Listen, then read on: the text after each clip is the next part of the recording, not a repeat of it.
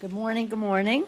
As we speak, we're on the floor overturning the authorization for the use of military force that is 20 years old, 10 years after we withdrew from Iraq, but not negating our ability to protect and defend our troops who may still be there and the American people.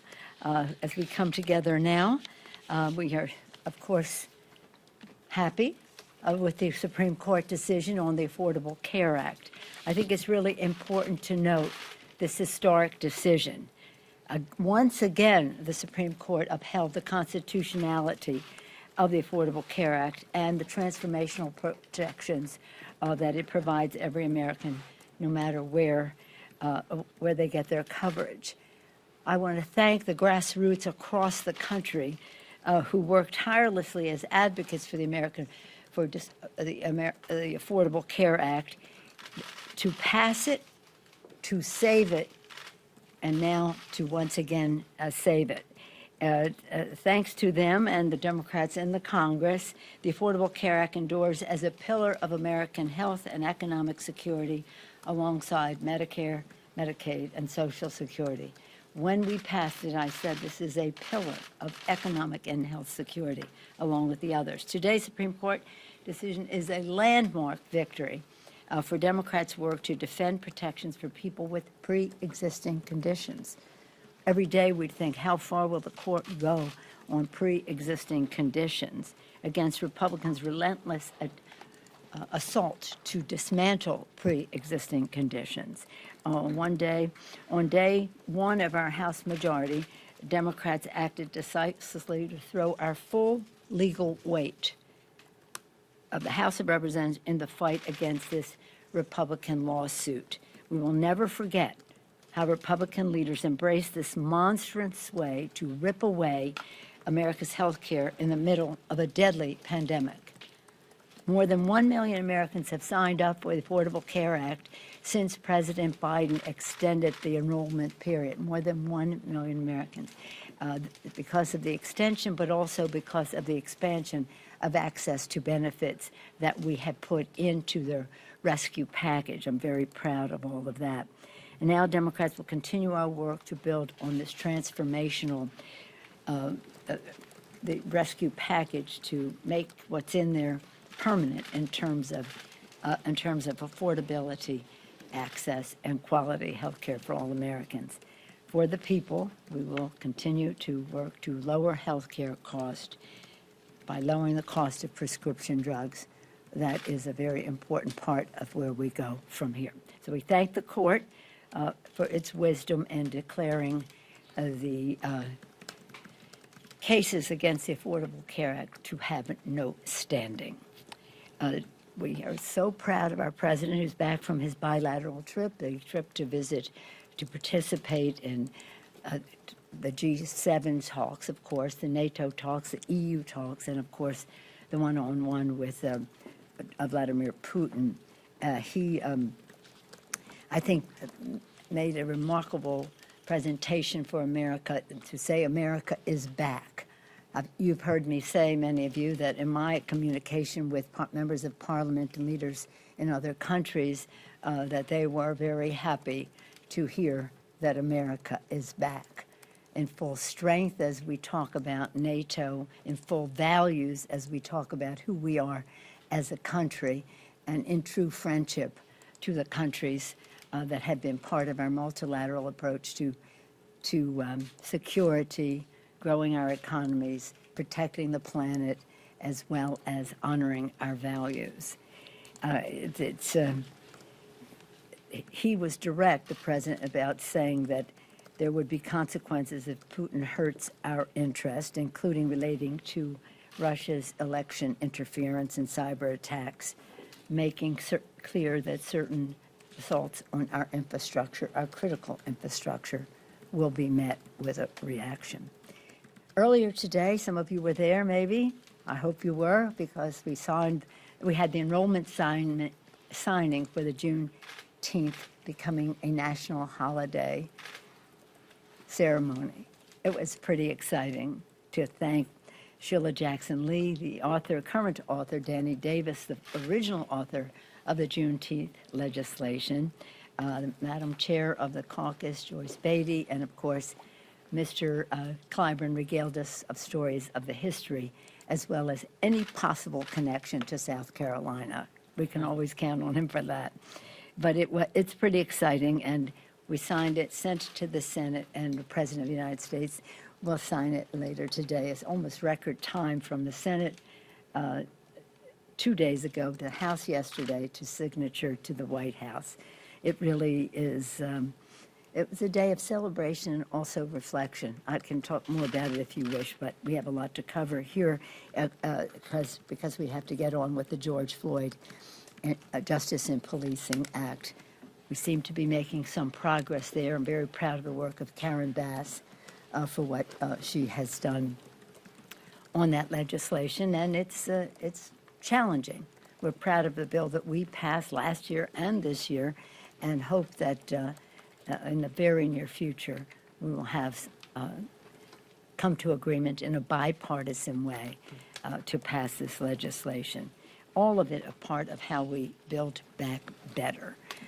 The negotiations are going on about the infrastructure bill, but we are committed to our full American Jobs and Families Plan. I want to just commend the President again for his leadership with our rescue package. We went rescue package first, and now the recovery with the family plan and jobs bills. But let's just review. More than 300 million vaccines are in people's arms, an average of 540,000 new jobs each month, the fastest rate of growth in modern U.S. history. Annual economic growth revised 2 points from last year up to a projected 7%, would be the fastest economic expansion in 40 years. And unemployment projected to go down a full 2% from projections of 1 year ago, and the biggest paychecks across the board, especially for low-income workers. Our work isn't finished. As Chairman Powell said, we have more to do. It would be premature to declare victory, so we know that we need to do more. We must build back better, and that's what the discussion is about. Where do we come to agreement on what is infrastructure? How close can we come on the funding? How is it paid for? Those are matters of discussion right now, and we hope that we can have bipartisan infrastructure bill. However, that doesn't mean that we will abandon how we see infrastructure for the future. Not 1959, with all due respect to President Eisenhower and the interstate highway system, that was important. But now we have to have other features that relate to broadband, to water systems that are now over 100 years old. The list goes on. But you can't build back better unless you have more people building back better. And that's why the human infrastructure pieces of us are so important. Child care. Let's enable women to fully participate. Child care. Home health care, issues like that. Family and medical leave. The child tax credit, issues like that enable families to fully participate in the economic prosperity of our country as we go forward. At the same time, their children and their loved ones safe. So again, we like to say build back better with women. We must also address the economic inequality. So some of our members say build back better with equity. And for that reason, yesterday, some of you here when we put forth the members of the Select Committee on Economic Disparity and Fairness and Growth. As we proceed with the committee, we've got to listen attentively to those in most need, listen respectfully to some new ideas about how we go forward, and do so with openness, listening to everyone concerned. It is a priority of addressing the wealth and financial disparity. It's broad and across the board. You've seen the headlines, some of them you've written about how this just persists, and I won't read you, my dear colleague, to my members that quotes many of these headlines. I'm very proud of our chair of the committee, Jim Himes, who brings extensive professional experience as well as in the private sector, and expertise in affordable housing is one way to address the racial inequality and inequity of ownership.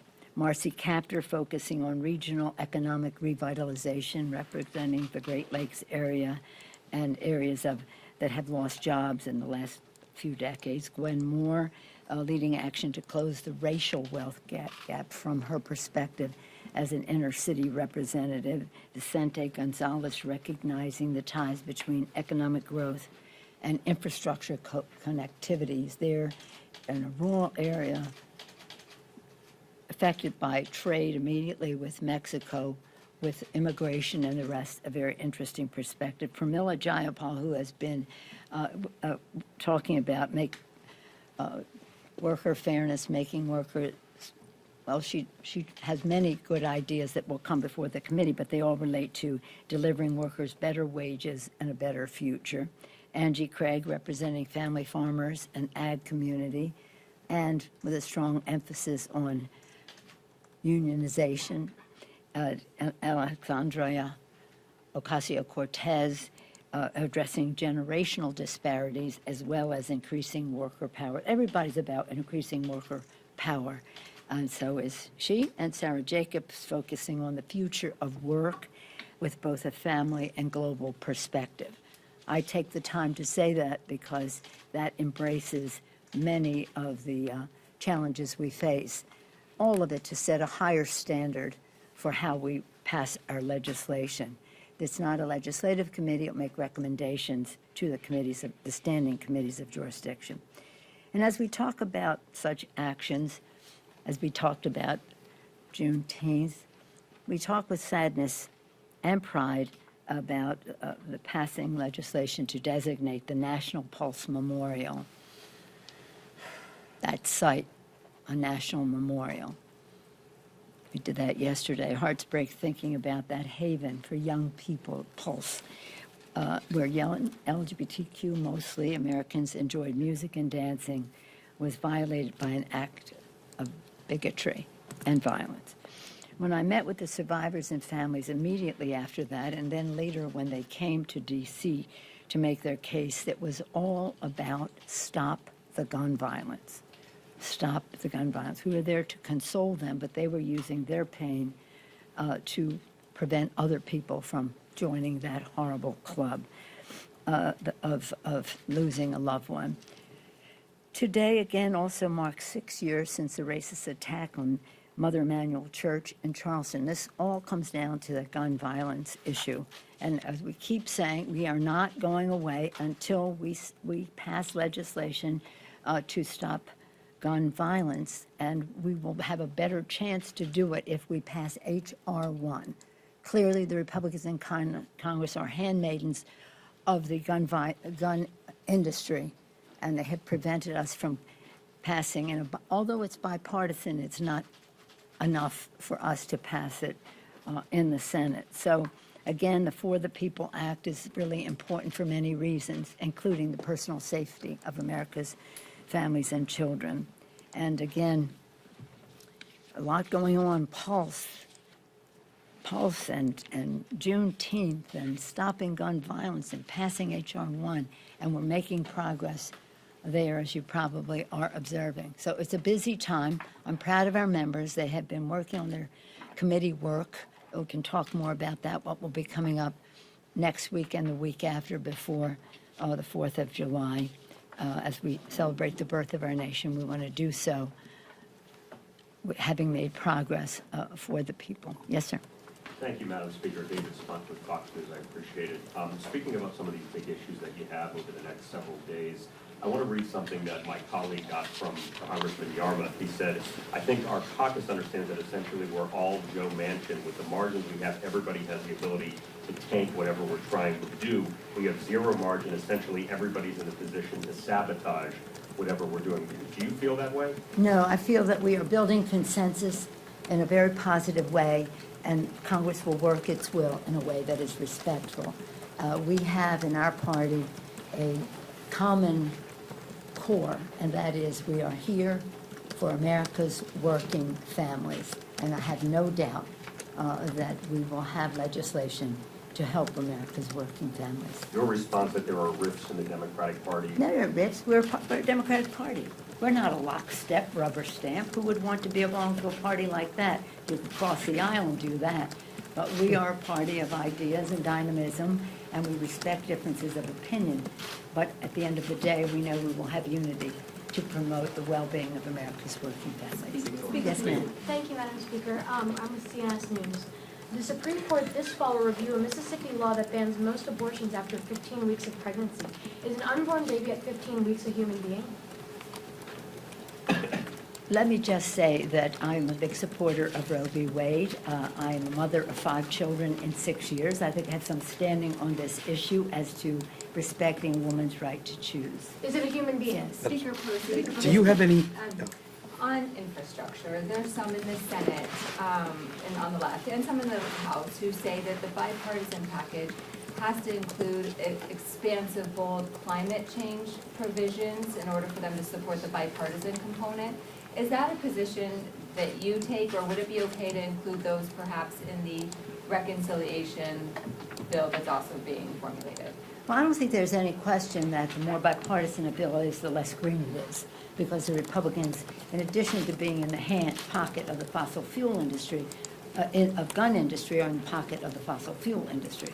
And that's one of the reasons it's hard for us to get as much as we want on high-speed rail and mass transit and the rest, because they want people in cars on the road using gas. But we will have provisions for electrification, which some of the Republicans have not been enthusiastic about. I'm not worried about what you proposed. We know that one bill is not going to do it for us. We have to have a bill that not just about addressing green, but addressing women, people who are in charge, people with disabilities who need care and the rest, so that their family members and they can fully participate in how we go forward. I don't think that that's a problem. I think it's important for people to say what their priorities are as we develop how we go forward. 1 step, 2 step. I don't think that's the debate. I think the debate is where do we want to end up and how will that happen? And I'm very confident that we will have a bill that you cannot build infrastructure without resilience and sustainability and protecting our planet. You just can't. So whether it's in the actual bill or otherwise, we could not be better served than the chairman of our committee. Peter DeFazio has been for 30 years, or maybe a little bit more, on the Committee of Transportation and Infrastructure. He was the chairman of the Natural Resources Committee before that. Not before that, but simultaneous with that. He hasn't been here that long. And nobody knows better how to make transportation resilient, how to use different materials to be protecting the planet as we move people and create jobs. So I think we're in a good place, and I don't see a whole lot of value in deciding whether it's 1 bill or 2 bills. We're going to get the job done. We're going to get the job done. Yes, sir. Several Republicans have filed a lawsuit to try to knock down fines to enforce the metal detectors outside the House chamber. Is there a plan as to when, if ever, those will be removed? Or No. is the idea that they'll stay No, indefinitely? no. As long as there is a threat, we'll have to have protection. Is there any sir. concrete Do measure you- that gauges whether Do there's you a have threat? it? Do I you? just said no. Okay. Do you, I wonder if you have any reaction to the bipartisan infrastructure plan on the substance? The pay-fors have now come out. I'm assuming you've talked to some of your members that have been involved in these discussions, decidedly smaller, different pay-fors than you would want. I'm curious if you have any reaction to that. Well, I don't know that we've seen all of the implications of the pay-fors. I myself do not think we should be taking money out of the pockets of people on unemployment or take money out of the rescue package because it's there for a purpose. But let's just see what it is. The administration, I know, will be reviewing this. I haven't frankly seen all of it. As you know, it's very new, and it's not just what is in the public domain, but what's in, the devil frequently, and the angels are frequently in the details, so let's just see. But I think the first order of business is, what is this for? I've never been one to talk about pay-fors at the beginning of any discussion on infrastructure. What does the country need? What is in the bill to help meet those needs? And then let's just see where we go from there. So I don't start with pay-fors and work back. Well, that's where they're starting, so you kind of, it seems that you have an issue with this process, or? Well, just for one thing that I thought, I'm not even sure if it's in, but the one thing they were going to do was expand the gas tax. I would not be for that. I don't think that American people, America's working families, should be footing the bill for roads and bridges and the rest that America's wealthiest people and their businesses are using without paying for them. So I just have not been for expanding the gas. We have a gas tax, expanding it is more the issue. Madam Speaker, a quick follow-up. Do you expect that enabling Medicare to negotiate over the cost of prescription drugs will be included in the reconciliation package? I hope so. We have, since 2005, 2006, enabling the Secretary to negotiate for prescription drug prices, lower prescription drug prices, has been a high part of our agenda. When we won in 06, 07, in the first 100 hours, we passed our 6 for 06. The 6 most important bills, including raising the minimum wage at that time, it hadn't been increased in 11 years. All 6 of them became law, except enabling the Secretary to negotiate for that. So we've been fighting for that for a long time. Whether it's part of one package or another remains to be seen, but we will persist. Because when we did the Affordable Care Act, we did so to lower the cost of health care for all Americans, and we did, except in one area, the cost of prescription drugs.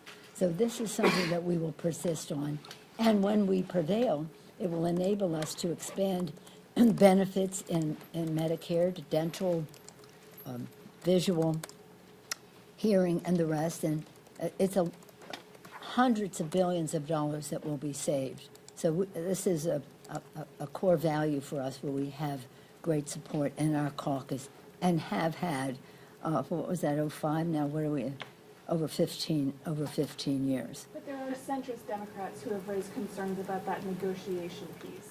In the House? One or two? More like 10. Well, I think that at the end of the day, the point is, do you want to vote to enable the pharmaceutical companies to have America's families subsidize lower cost for prescription drugs in other countries, where they're paying 3, 4, 5 times less than we are paying as we subsidize the research and development for it? So I think that I don't even see it being 10. Maybe you do, but I got a different response to them on what they would vote for as part of lowering the cost of prescription drugs in the United States and not subsidizing the cost of prescription drugs in other countries, enhancing the profits of the pharmaceutical companies to the tune of $500 billion or maybe more.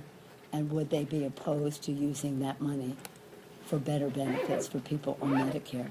That's an eternal debate. That is one that we all welcome, and respectful of opinions. Now, I come from an area that has a lot of pharmaceutical industry, research, and the rest, and you have to be a patient investor to be an investor in a pharmaceutical company, because it takes a long time for discovery and approval and the rest. But we don't want you spending the money that you make on television ads and passing that on to our constituents. Thank you all very much. We have a vote on the floor. When are you going to reopen the speaker's lobby?